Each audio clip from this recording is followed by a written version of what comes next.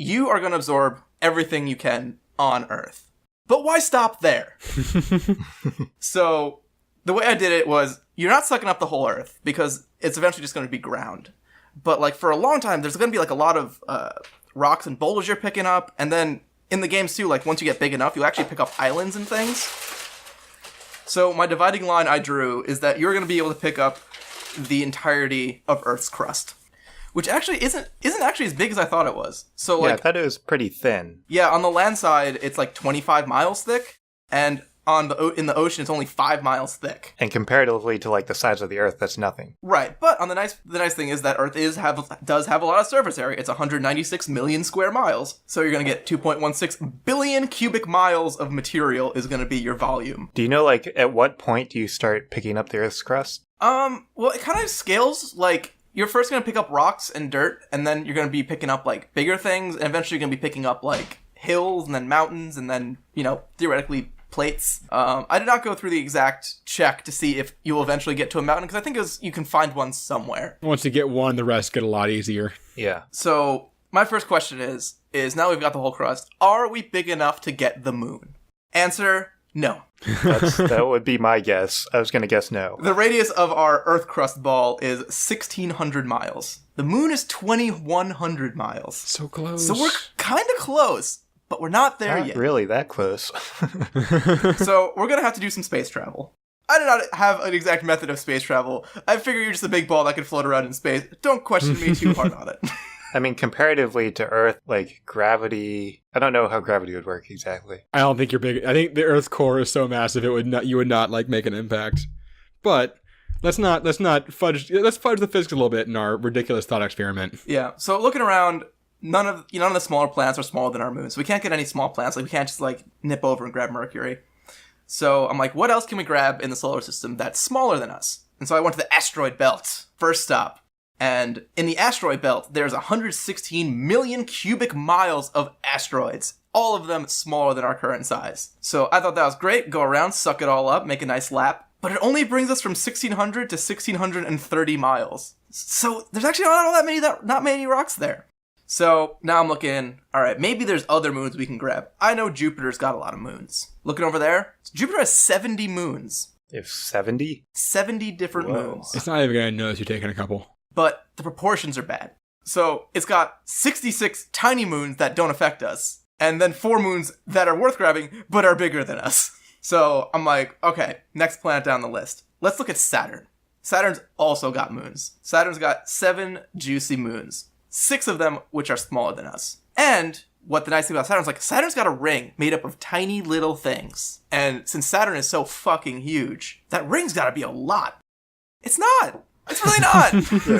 What's the ring actually made of? It is 99.9% water. And the ice, so it's all made up of ice droplets that range from a meter or two, to super tiny particles. But like, the whole thing ranges from a mile to 30 feet thick. So the whole ring of Saturn has a fifth of the volume of the asteroid belt. So, sad face, the ring doesn't help us. We suck it up for good measure and we're thirsty. But good news, the moons are good sizes for us. They are, the moons we can suck up are Mimas, Enceladus, Tethys, Dione, Iapetus, Rhea, and Titan is humongous, we can't get Titan. But that's still 6 out of 7, right? That's still 6 out of 7. They're between 250 and 950 miles in diameter, which is pretty good compared to our 1,600. Munch them all down, we boost up to 1,880 miles. Still not enough to grab our 2,100 mile moon. So where to next? We kind of used up, there's not a lot of moons left. None of them are really helping us right now. And asteroids are gone.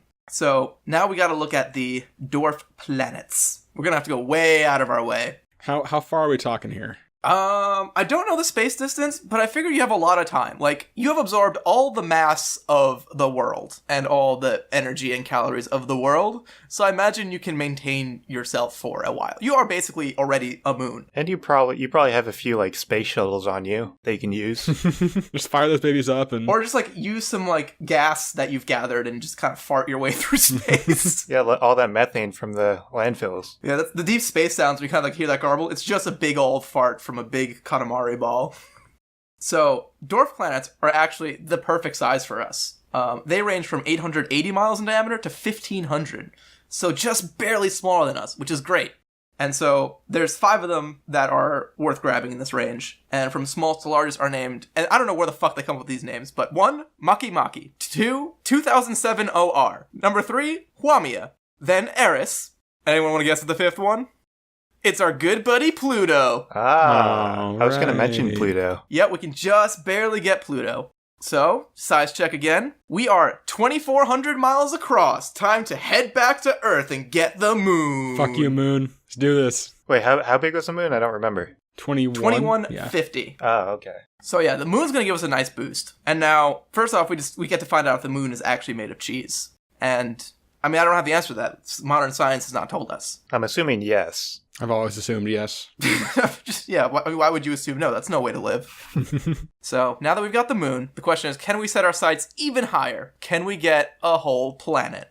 And I would love to get Earth. I'm eyeing Mercury to start. Mercury, the smallest planet at 3,000 miles across. We are 2,500 right now. There are actually only 4 celestial bodies left in the solar system between our size and Mercury. We have 3 of Jupiter's moons, Europa, Io, Callisto, and 1 moon in Neptune, Triton.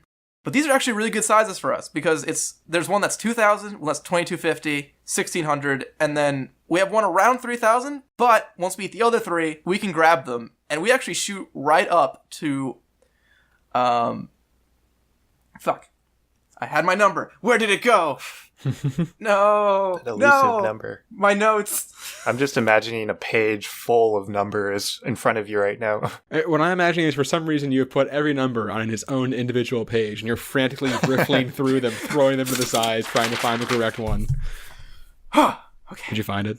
We did. I did. Yes. We have shot up to 4,237 miles in diameter. Still not enough, though, right? No, Mercury is only 3,000, so it's enough to grab Mercury. We can get the moon Titan. We can get Saturn's biggest, not Saturn's, Uranus's biggest moon, Ganymede, and we can even grab Mars. And we're going up 6,270 miles in diameter. It's pretty big. The next 2 biggest things are, and about the same size, are Venus and Earth.